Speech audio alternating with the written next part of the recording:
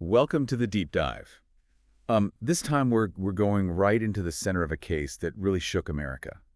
The story of John Wayne Gacy. Yeah. You might heard the name, maybe even seen that creepy clown makeup, but this dive goes way deeper than that. Yeah. We're going to use these sources you gave us to, untangle Gacy's whole life. Okay.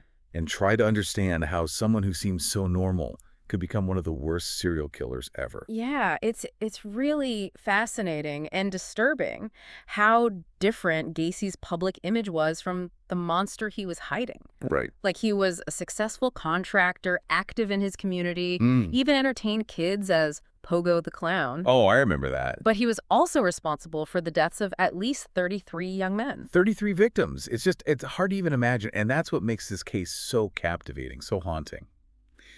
We're going to dive into this question that's bothered investigators and psychologists forever. Was he just born evil? Or did his environment, his experiences, turn him into a killer? It's a question that makes us face the darkest parts of human nature. Yeah. To even start to understand, we have to go back to the beginning, to Gacy's childhood. Okay. What we see in these sources is like a picture of intense trauma. Really? Gacy's father was an alcoholic and incredibly abusive. Oh, wow. He would constantly put down young John, calling him stupid, mama's boy, even using homophobic slurs. That's awful. It's heartbreaking. And sadly, it's something we see a lot in the backgrounds of serial killers. Yeah. This constant negativity, especially from a father, can really scar someone psychologically. Yeah, absolutely. It can warp a child's sense of self-worth, their whole view of the world. Right. They grow up craving the approval and love they never got, and they often look for it in really unhealthy and damaging ways. Yeah. And for Gacy, it seems like this need for validation really drove him. And it wasn't just the verbal abuse. Gacy also had a heart condition and blackouts as a kid. Right. Which his father saw as weaknesses.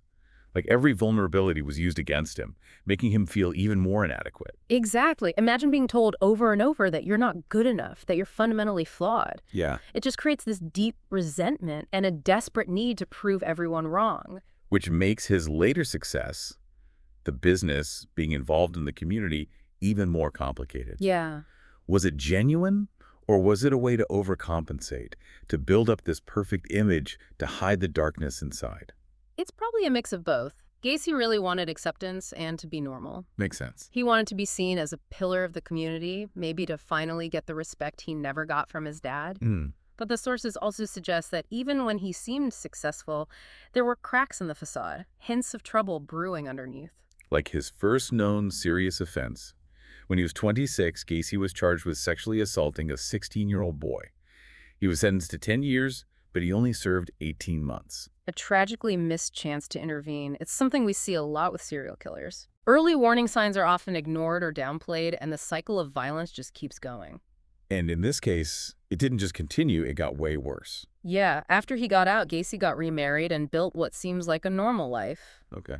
But the sources show a darker side, too. Oh. His ex-wife talked about his violent mood swings and how he wasn't interested in sex at all, which suggests there were some serious internal struggles, even though he seemed fine on the outside. It's like he was leading a double life. The successful businessman, the friendly neighbor, even dressing up as a clown for kids' parties. Right. But then there's this growing darkness that was about to erupt. And erupt it did. The sources detail this really chilling escalation of his crimes. Oh, wow. He started luring young men to his house, often with promises of work or money. Wow. Preying on the vulnerable, like runaways or people struggling financially. It's hard to even grasp how much planning went into that. It wasn't just a sudden outburst. It was calculated, almost like a predator hunting its prey. Exactly. And the details of how he operated, as described in the sources, are absolutely horrifying. Yeah. He would often drug and restrain his victims before torturing them, sexually assaulting them, and ultimately strangling them. He even had this specific method he called the rope trick, using a tourniquet to slowly strangle his victims. The sources mention some victims convulsed for hours before dying. It's just unimaginable. This level of cruelty points to a complete lack of empathy, a hallmark of psychopathy. It's like Gacy saw his victims as objects, dehumanizing them to justify his actions. Right. And even more disturbing, he would often keep personal things from his victims, like wallets or IDs, as trophies. Trophies, that's chilling.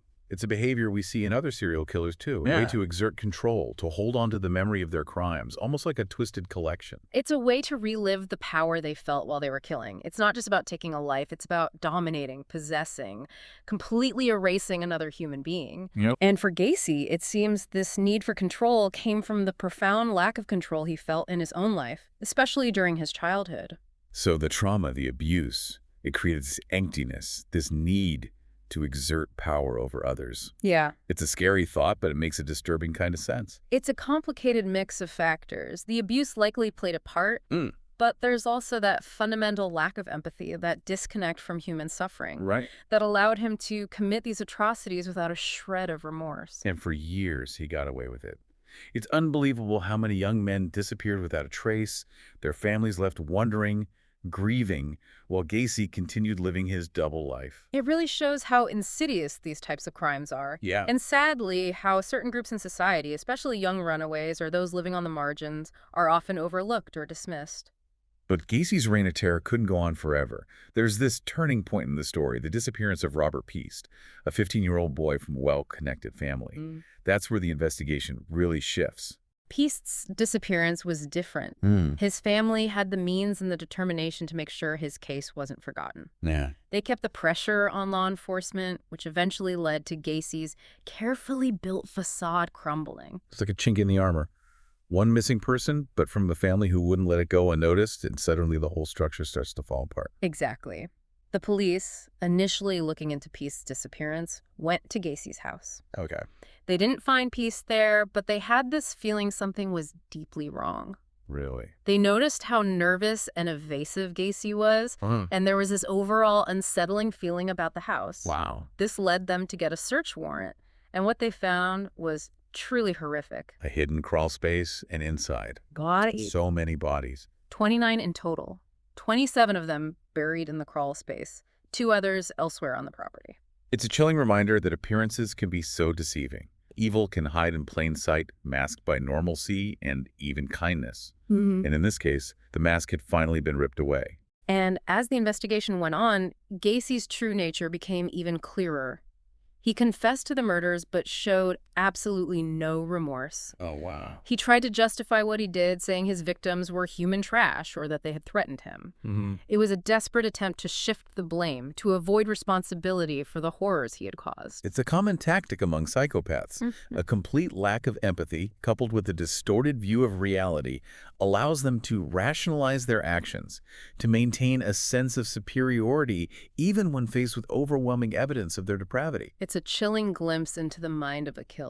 But even though he tried to deflect blame, the evidence against Gacy was overwhelming. Yeah. His trial became a media sensation, the nation captivated by the horrific details of his crimes. He tried an insanity defense, but it didn't work. The jury, faced with the undeniable evidence of his premeditation and cruelty, found him guilty. And he was sentenced to death for his crimes. A punishment many felt was completely justified, given the scale and brutality of what he did. He spent 14 years on death row, maintaining his innocence and showing no remorse for his victims until the very end. His execution, carried out by lethal injection, brought a sense of closure, albeit a bittersweet one, to the families of the victims. But the scars left by Gacy's crimes, the lingering questions about how such evil could exist, still haunt us today. Even after his death, the case continued to fascinate and horrify. One particularly interesting thing I found in the sources was that Gacy let a forensic psychologist, Dr. Helen Morrison, examine his brain after his execution. Oh, wow. What did she find? Was there some kind of physical abnormality that could explain his monstrous behavior? Surprisingly, no. The examination didn't show any significant abnormalities in Gacy's brain structure.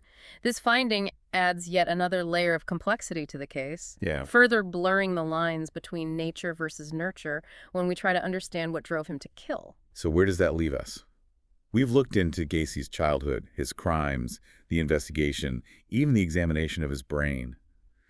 But the main question remains, was Gacy born a monster? Or was he made one by the circumstances of his life? It's a question that's been debated for decades, and I have a feeling we won't be definitively answering it today. You're right. It's impossible to pinpoint one single cause. While his abusive childhood and the constant rejection from his father definitely played a role, It's important to remember that lots of people experience trauma without becoming serial killers. So there's something more going on here. Some missing piece of the puzzle that allowed Gacy to commit such horrific acts without a shred of remorse. Could it be a fundamental lack of conscience, an inability to empathize with his victims? That's the chilling reality we're left with.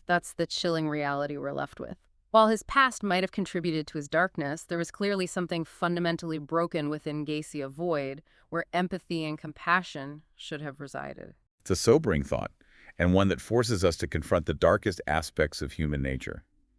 The Gacy case is a stark reminder that monsters don't always lurk in the shadows. Right. They can walk among us, hiding their true nature behind masks of normalcy and respectability. And that's perhaps the most unsettling takeaway from this deep dive. It challenges us to be vigilant, to question assumptions, and to remember that even the most seemingly ordinary individuals can harbor profound darkness within. Well, that's a truly chilling thought to end on. But as always, it's been fascinating to delve into these sources with you and try to make sense of this complex and disturbing case. To our listener, if you found this deep dive as fascinating and thought-provoking as we did, be sure to subscribe for more deep dives into intriguing stories. And until next time, stay curious and stay safe.